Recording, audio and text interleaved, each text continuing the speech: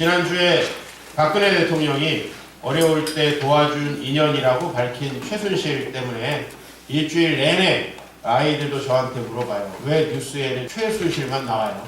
그러면서 나쁜 사람이라고 최순실에 대해서 우리 애들이 아마 대통령은 다 기억하지 못해도 이 사람은 기억하게 될 것 같습니다. 근데 우리가 좀 기독교인으로서 하나 좀 의아한 것이 있죠. 바로 그가 최태민 목사라는 사람의 딸이다라고 알려져 있다는 것입니다.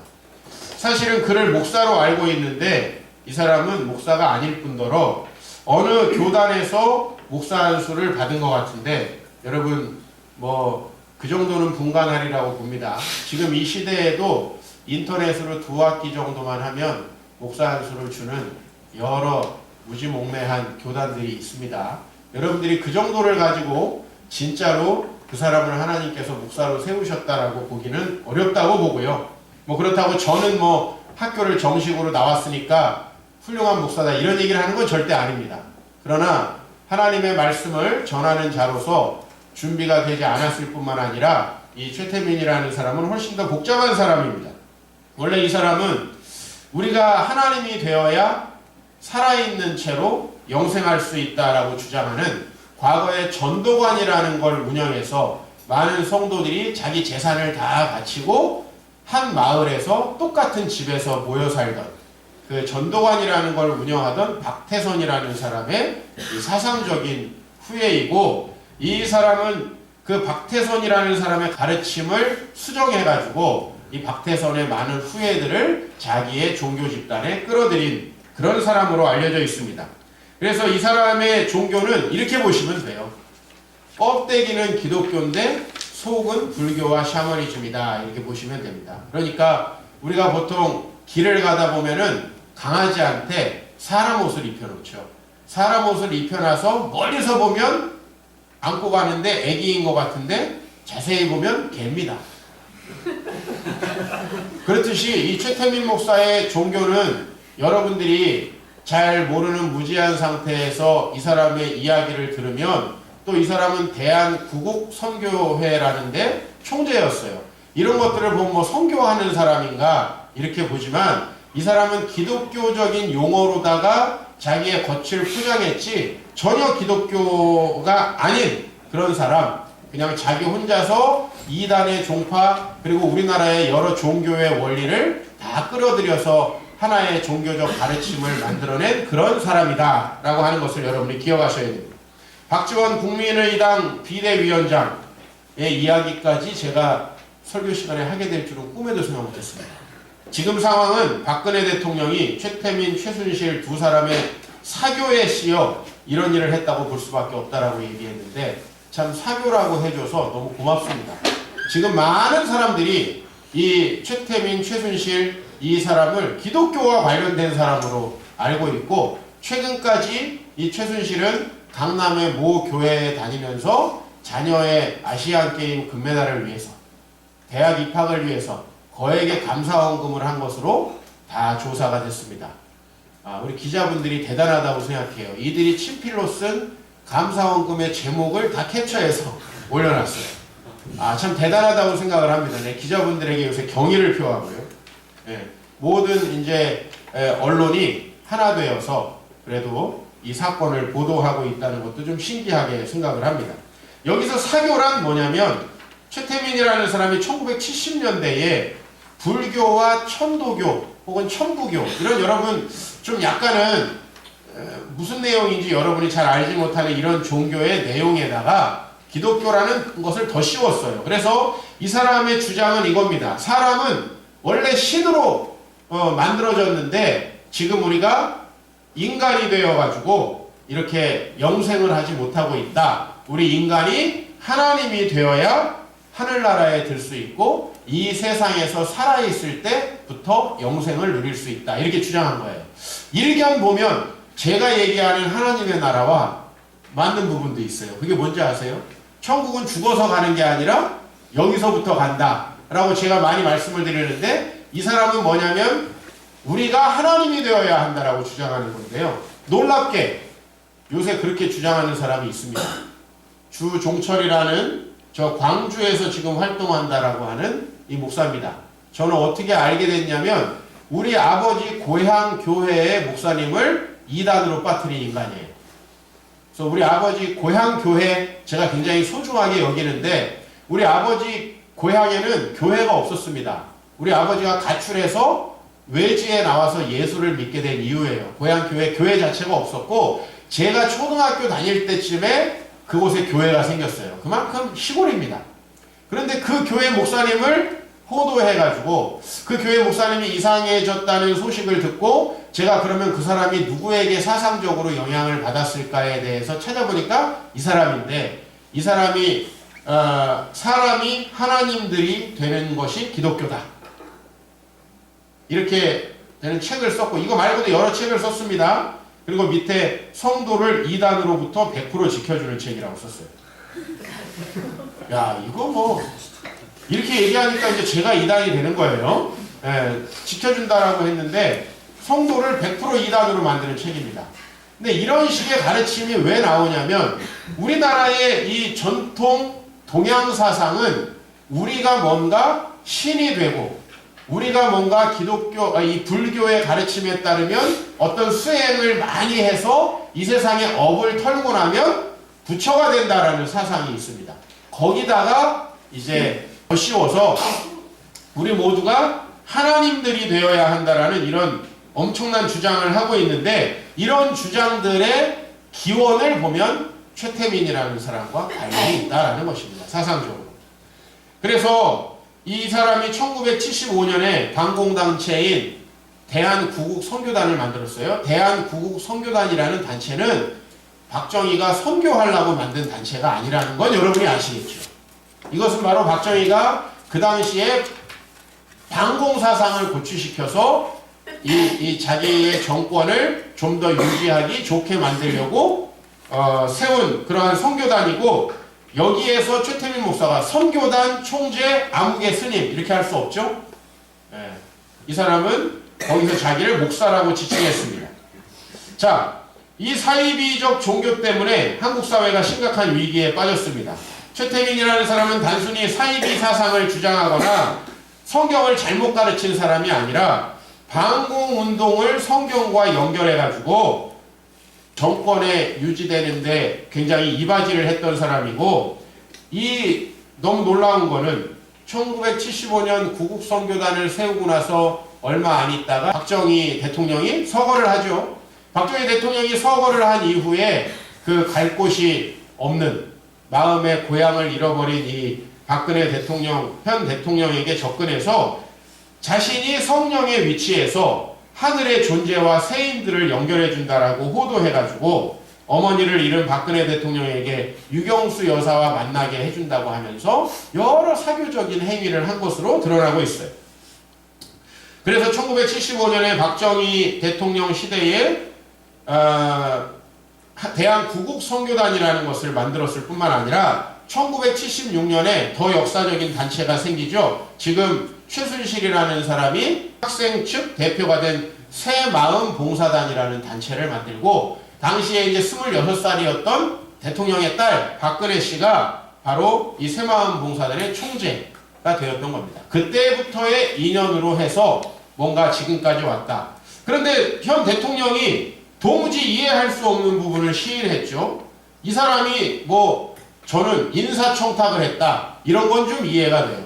아니 나쁜 사람들끼리 뒤에서 내 사람 심어달라 이런 얘기는 정권마다 다 있었던 일이기 때문에 이거에 대해서 전 놀랍지 않습니다. 그러나 그가 직접 공식적으로 시인했던 게 뭐예요?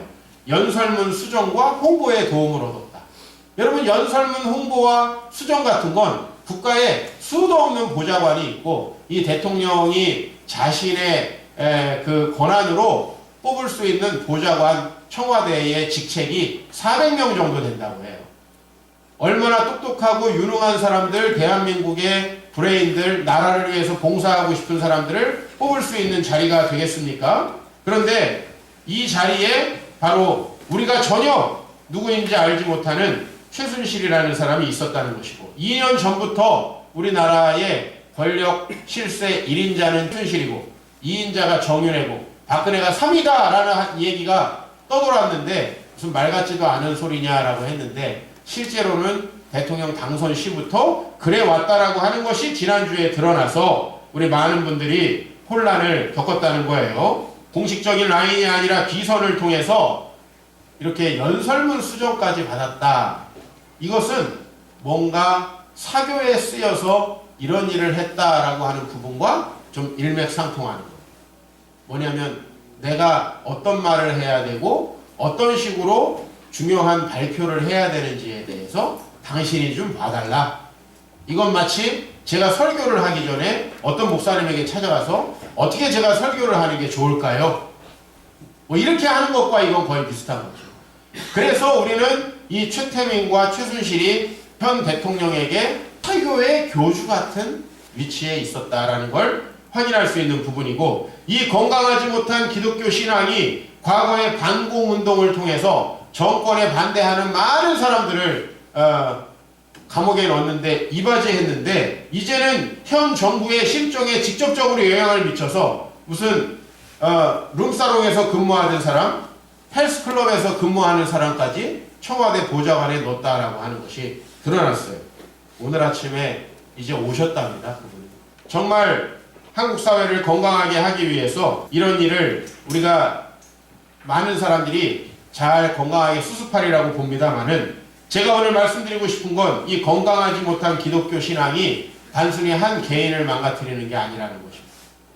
단순히 이것이 한 가정을 망가뜨리는 게 아니고, 이것이 지금 국가까지도 뒤흔들었고, 지금 우리 한국 기독교가 총체적으로 지금 위기 의식을 느끼고 참된 예배를, 그리고 참된 예배와 더불어서 참된 기독교 신앙이 무엇인가를 다시금 우리가 확인해야 된다라고 하는 것입니다. 저는 여러분들에게 그동안의 제 사역에서 참된 기독교 신앙이 무엇인가라는 것을 많은 부분 이미 말씀을 드렸습니다. 저는 어떻게 보면 제가 이 시대의 목회자로서 부르심을 받은 중요한 이유는 변질된 기독교 신앙으로부터 참된 기독교 신앙을 구원해내야 된다라는 사명이었다고 생각을 하고요. 지금까지 여러분들이 저희 교회에 와서 신앙적으로 혼선을 때로는 겪을 때도 있었을 것이고, 목사님 너무 맞는 말씀이기는 한데 까칠하다, 너무 그렇게 딱 어떻게 종교를 나눌 수 있는가, 이런 식의 반응들이 여러분에게 있었는데, 그래야 한다는 것을 제가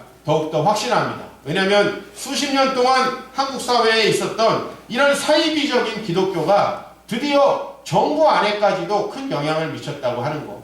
그리고 지금 솔직히 말해서 저희 같은 교단 내에 박정희 대통령 추모 예배를 드리는 정신나간 목사도 있습니다. 저희 교단이에요. 정식 저희 신학교를 나온 사람이에요. 이런 믿을 수 없는 일들이 벌어지고 있어요. 그래서 참 성도님들 힘들겠다라는 생각을 합니다. 지난주에 새가족 부부가 오셨는데 인터넷으로 사실은 친척 되시는 목사님을 통해 저를 탈탈 털고 왔다. 저를 다 조사해보고 왔다라는 말씀을 들었어요. 저는 사실 기분 하나도 안 나쁩니다.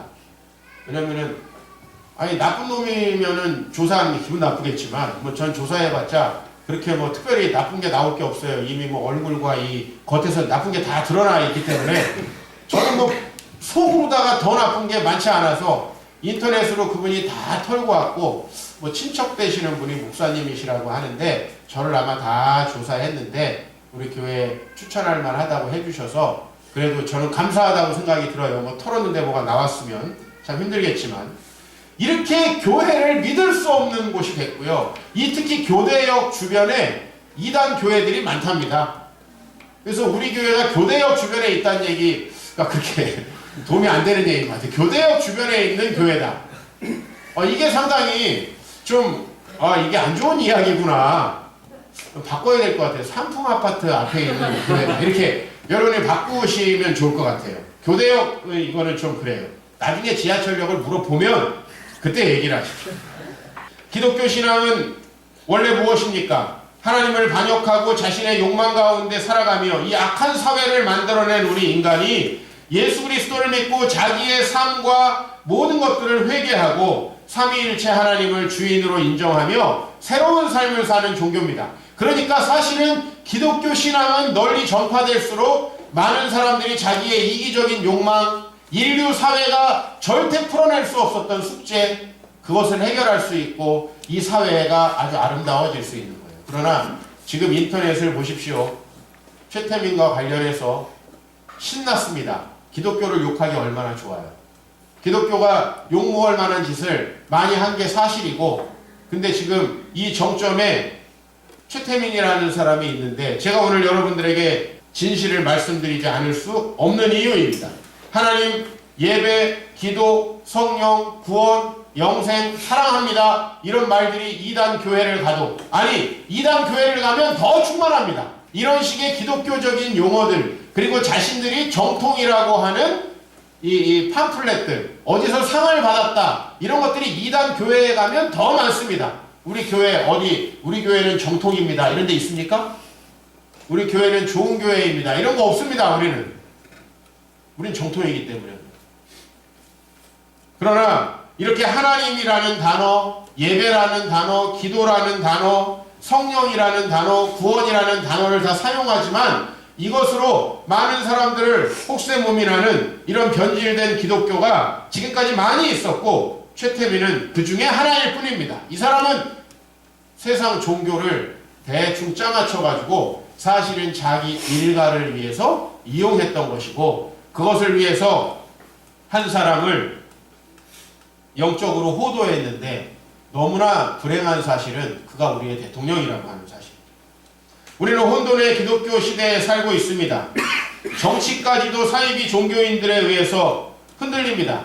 저는 한 1년, 2년 전부터 우리나라가 무당 종교에 휩싸이고 있는지도 모른다라고 하는 인터넷 기사들을 많이 봤는데 설마라고 생각을 했습니다.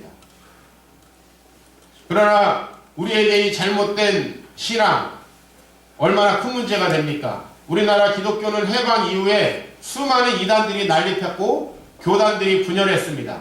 교회의 대중화와 타락, 신비주의자들의 창궐이 있었습니다. 그러므로 오늘 저와 여러분들이 참된 예배가 무엇이고 우리가 하나님을 믿는 게 무엇인지 잠시 정리해야 될 것 같습니다. BC 930년에 솔로몬의 신하였던 여로보암이 북이스라엘에 10개의 지파를 규합해서 나라를 만들고 다음과 같은 칙령을 반포했습니다. 그는 두 송아지를 만들고 다시는 너희가 예루살렘에 올라갈 것이 없다 하면서 백성들이 예루살렘에 가지 않고 베델과 단에서 예배하게 했습니다.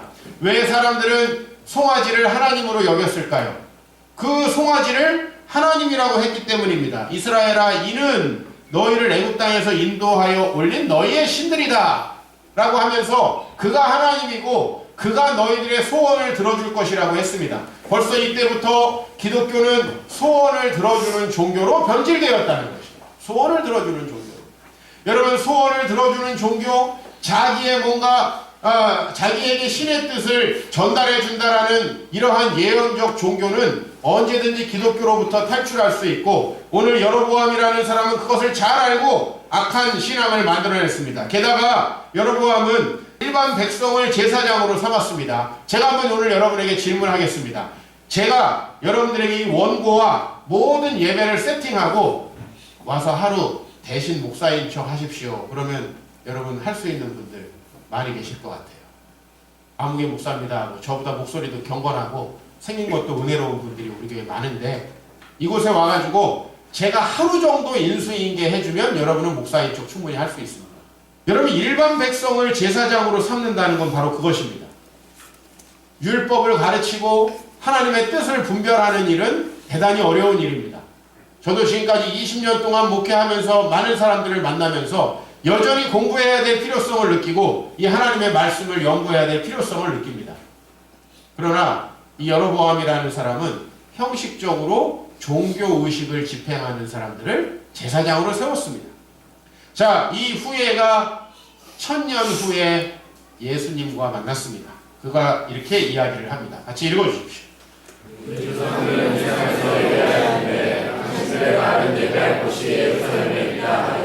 자, 이 사마리아 출신의 한 여인, 사마리아라는 건 우리로 말하면 평양과 같은 곳입니다. 북이스라엘의 수도였던 곳인데 이 사마리아 여인이 이렇게 이야기를 합니다. 우리 조상들은 이 산, 베델을 이야기하는 겁니다. 아까 송아지가 있었던 그곳, 전통적으로 자기 소원을 들어줄 수 있는 신에게 제사하던 그곳에서 예배하였는데, 아니 여기서 당신은 누구냐? 유대인을 얘기하죠. 유대인은 지금으로 말하면 서울 사람을 이야기합니다. 남쪽에 있는 사람들, 당신들은 예루살렘에서 예배해야 된다라고 이렇게 이야기를 하는데 뭐가 맞습니까? 라고 질문을 합니다. 남유다는 므낫세라는 왕 이후에 타락하고 이들도 역시 이방인들과 동일한 가증한 일들을 행했다고 합니다. 즉 이들이 무슨 신앙을 가졌는지 몰라도, 이들이 교회에 나왔는지는 몰라도 이들의 삶을 보면 세상 사람과 똑같다는 겁니다. 누가 여러분 최순실과 정유라가 교회에 감사원금 냈다 그래서 그들의 살아가는 모습을 보면서 기독교인이라고 하겠습니까?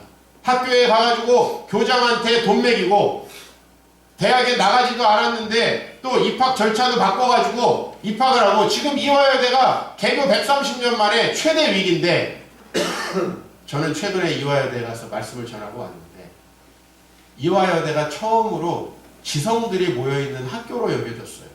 이대 출신들이 있으면 죄송합니다. 난 처음으로, 왜?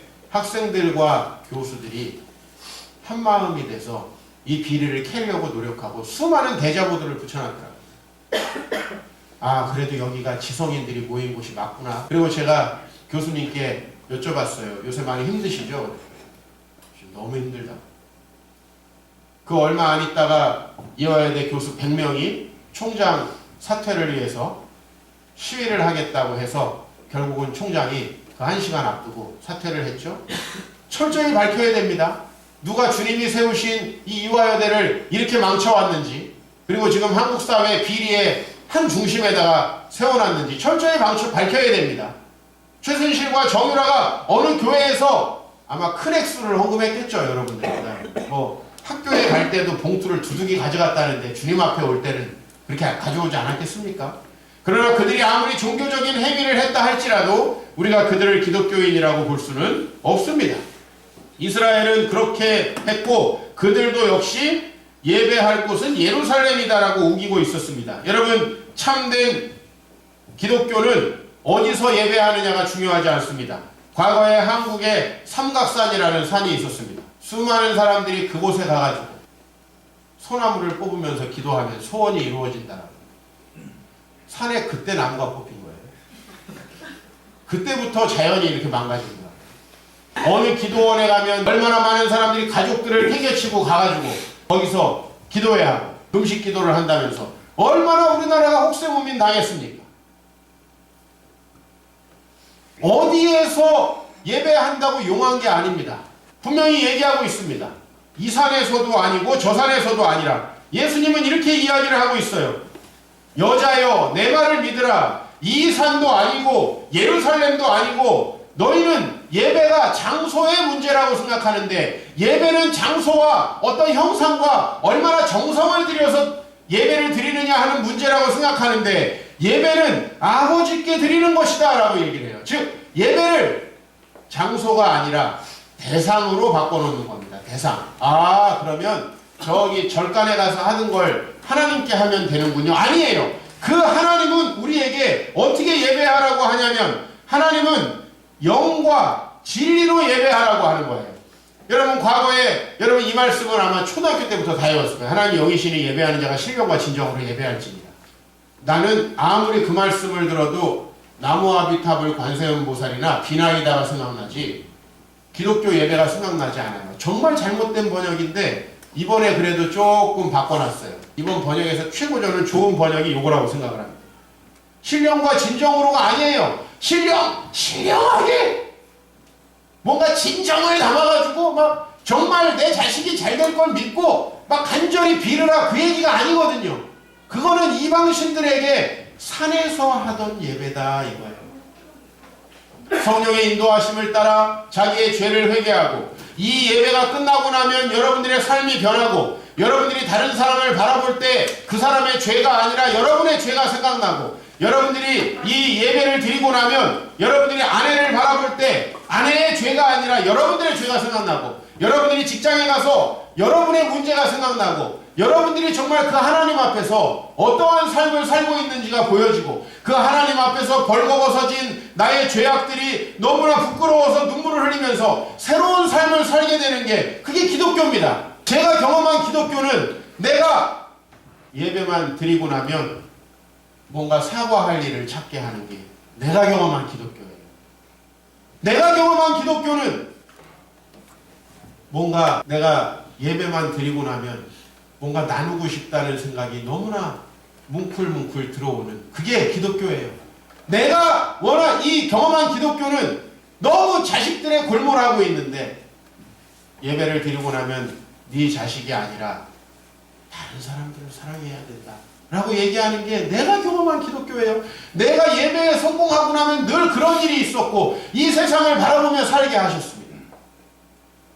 우리의 예배는 무엇입니까? 자기의 욕망을 위해서 자기가 뭔가 이루기 위해서 그 욕망을 채우는 기독교, 그게 아니라 성령의 인도하심을 따라 하나님의 말씀의 원리대로 예배하는 거예요. 구약의 예배는 제사죠. 제사. 그래서 이것은 레위기에 나옵니다. 근데 레위기 율법은 3단계로 되어 있어요. 1단계 성막에서 제사하는 겁니다.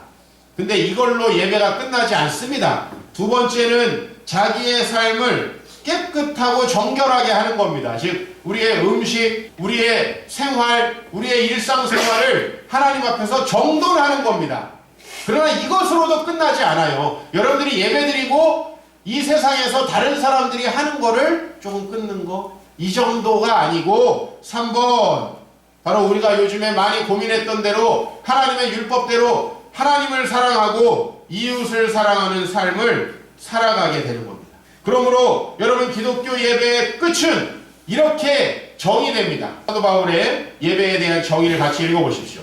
그러므로 형제들아 내가 하나님의 모든 자비하심으로 너희를 권하노니 너희 몸을 하나님이 기뻐하시는 거룩한 산제물로 드리라. 이는 너희가 드릴 영적 예배니라. 바로 우리의 예배는 어느 신을 상정해 놓고 그 신에 대한 형상, 그것이 뭐 십자가이든 그것이 무슨 성경이든 그것이 어떤 아름다운 그림이든지 간에 그 형상을 만들어 놓고 아니면 내 마음속에 그게 이루어질 거라고 하는 간절한 확신을 가지고 그 신에게 뭔가 아름다운 예식을 하는 게 아니에요. 우리의 예배는 따라합시다. 너희 몸을 하나님이 기뻐하시는 거룩한 산제물로 드리는 것. 이것이 예배입니다. 그러므로 기독교 신앙은 이 세상을 바꾸는 파괴적인 힘이 있는 거예요. 로마 사람들은 당시에 제사를 드리고 뭐하러 나갔죠? 로마의 황제는 폰티펙스 막시무스, 자기가 가장 큰 제사장이다, 이런 직함을 가지고 있었어요. 전쟁을 나가기 전에 전쟁의 여신에게 예배를 드리고 나갑니다. 그리고 그들은 예배에 나가서 무고한 백성들을 정복합니다. 그러고 나면 로마 황제는 이렇게 명령합니다. 3일 동안 내가 너희에게 이 땅을 허락하노라. 그러면 그때부터 수많은 방화와 강간과 약탈이 일어나는 거예요. 이게 로마의 전쟁. 이게 바로 로마의 예배부터 시작되는 거예요. 로마 사람들은 전쟁에 나가기 전에 신에게 기원하고 나갑니다. 그래서 수많은 땅을 잿더미로 만들고 자기가 승리한 땅은 완전히 초토화시키죠. 다시는 로마가 무서워서 그 군대를 반역하지 못하도록. 여러분 잘 알죠? 과거에 한니발과의 전쟁에서 승리하고 로마가 카르타고를 정복한 다음에 카르타고를 어떻게 만들었어요? 소금을 뿌려가지고 풀이 안 나는 땅으로 만들었어요. 왜? 한니발이 자기의 로마를 엄청나게 괴롭혔기 때문에.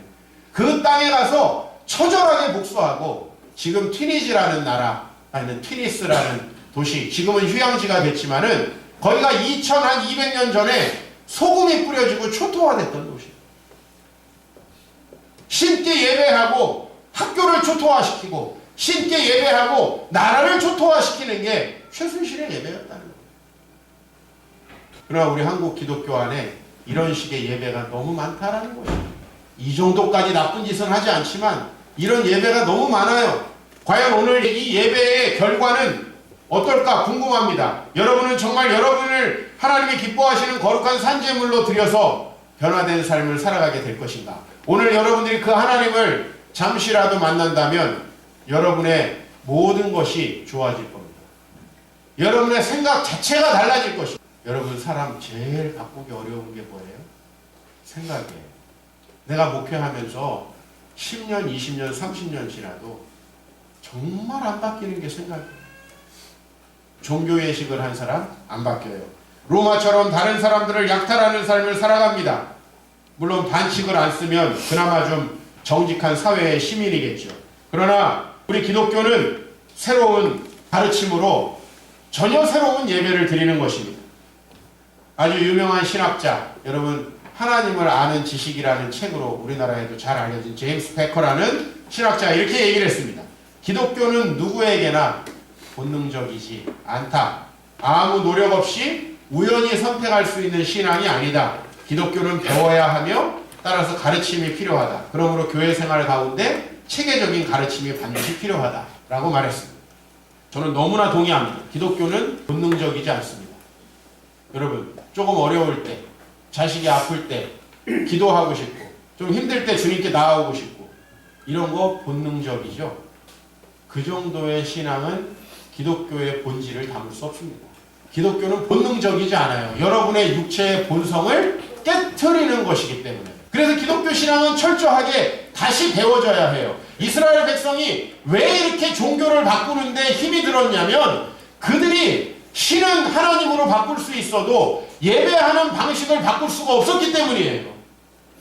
예배하는 방식까지 바뀌지 않았을 뿐이에요. 여러분들이 다른 종교를 믿다가 혹은 어디에서 이곳에 왔는지 모르겠는데 여전히 본능적으로, 여전히 여러분이 유익을 위해서 이 종교를 갖고 있다면 아주 역설적이게도 여러분은 유익을 얻지 못할 것입니다. 왜냐하면 하나님은 변화되지 않는 자들에게 복을 내리시지 않거든요. 주님 앞에 새로운 삶을 살아가는 자들에게 복을 주신다고 했지, 여러분들이 자식 아플 때 간절히 기도하는 거, 이거 누가 못합니까? 이걸 누가 못해요? 제가 우리 아버지가 아프시니까, 야, 이 완악한 놈도 새벽마다 밤새워서 눈물 흘리며 기도하게 되더라. 이건 본능적인 거예요. 그러나 여러분, 제가 제 신앙에서 놀라운 점은 아버지가 아플 때 기도했다는 게 아니에요. 그때 기도하는데, 야, 너 아버지를 위해서 기도하는 건 이제 됐고 교회를 세워라. 하나님께서 그렇게 말씀하시는 거예요. 이건 내가 수도 없는 밤에 확인한 거라서 나에게 밀려 들어오는 이 생각을 내가 지울 수 없는 거예요. 아버지 살려달라고 눈물을 흘리면서 기도하는데 그분은 내 삶에 개입해서 너의 몸을, 나의 교회를 세우는데 산재물로 드리라고 말씀하시고, 저는 그때 아이고 우리 아버지를 살려주시려나? 아이고 열심히 순종해야지 생각했는데 데려가셨어요. 그렇지만 데려가시는 그 과정 속에서 하나님의 뜻을 더욱 확신하게 됐고, 저는 교회를 세우지 않을 수 없었습니다. 여전히 주님의 뜻을 따라가야 하는데 제가 부족한 점이 많습니다. 하지만 우리 기독교는 완벽한 사람이 되는 것이 기독교가 아니라 끊임없이 하나님의 뜻을 따르기 위해서 갈등하고 고민하는 것이 기독교입니다. 건강이 약한 아이를 교회에 데리고 나와야 되는가 고민하신다는데 주님 앞에 기도하시면서 좋은 답을 찾기 바랍니다. 그런 고민과 갈등이 기독교입니다. 내 삶을 어떻게 하면 좀 더 순전히 주님께 드릴 수 있을까? 그 고민과 갈등만 나타난다면 저는 여러분들에게 더 바랄 것이 없습니다. 그 고민과 갈등 중에 분명히 성령은 여러분들에게 아름다운 열매를 맺게 될 것입니다. 참된 기독교는 이 세상의 소망입니다. 참된 기독교는 오늘 빌레몬서에 나온 대로 빌레몬과 오네시모라는 노예를 서로 형제로 바꾸어 놓습니다. 여러분, 부부 사이 좋아지는 정도는 일도 아니야. 여러분이 진짜 하나님을 만난다면 그건 일도 아니에요. 왜? 여기 오네시모는 주인의 돈을 뺏어갖고 도망간 노예예요. 이건 잡히면 그냥 죽여도 로마에서는 전혀 죄가 되지 않아요. 근데 이 사람을 형제로 받아들이게 할 수 있는 게 기독교였어요. 여러분, 병 낫는 건 기적도 아니에요. 저는 이런 게 정말 기적이라고 봅니다. 그리고 마게도냐와 아가야 사람들, 이 사람들 누구죠? 원래는 헬라의, 그리스의 그레코로만 사회의 다신교를 믿는 사람들이에요. 그렇죠? 여기 예루살렘 성도들, 이 사람들은 유대교를 믿는 사람이에요. 지네들이 아니면 절대로 하나님이 축복하시지 않는다. 유대인만 축복한다. 이런 민족주의 종교, 이게 유대교예요. 마게도냐 아가야 사람들은 자기들의 철학을 자랑하면서 이 세상 사람들을 우습게 여겼던 사람들이에요. 근데 어떤 놀라운 게 있어요. 이 마게도냐와 아가야에 있는 성도들이, 예루살렘에 있는 성도들이 가난으로 흉년으로 고생한다고 해서 그곳을 위해서 인터내셔널 도네이션을 하고 있는 장면이에요. 놀라운 일이죠. 지금 우리가 사이판에 가고 지금 우리가 무슨 저 필리핀에 가는 것과는 비교할 수도 없는 이런 놀라운 일들이 일어났어요. 당시에 로마 사람들은 이 지역을 침략하고 모든 걸 뺏어갔던 사람들이에요. 그런데 그 헬라인들이 이민족들을 도와요. 자기와 피도 안 섞인 사람들을 도와줘요. 이게 바로 예수님을 만난 참된 사람들이에요.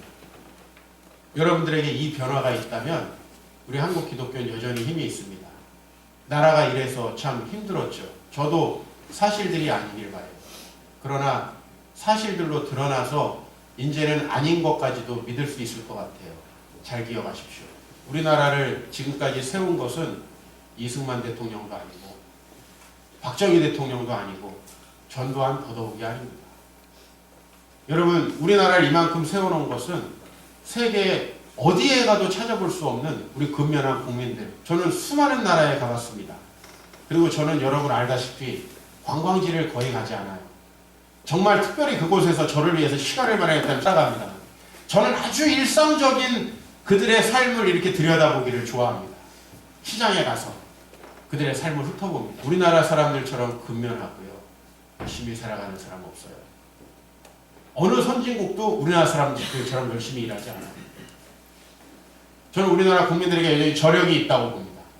그리고 한국 사회를 정직하고 아름답게 바꿔놨던 것은 초창기 우리 기독교 신앙이었어요. 이제 우리가 참된 예배로 변화되었을 때 저는 분명히 하나님의 놀라운 역사가 이 땅에 다시 일어날 줄로 믿습니다. 정부와 위정자들이 아무리 나라를 망가뜨려 놓아도 저는 저와 여러분들이 신실하게 일한다면 다시 이 사회가 회복되리라 저는 믿습니다. 우리 참된 예배로 주님을 기쁘게 하는 참된 하나님의 백성들 되시기를 주의 이름으로 축원합니다.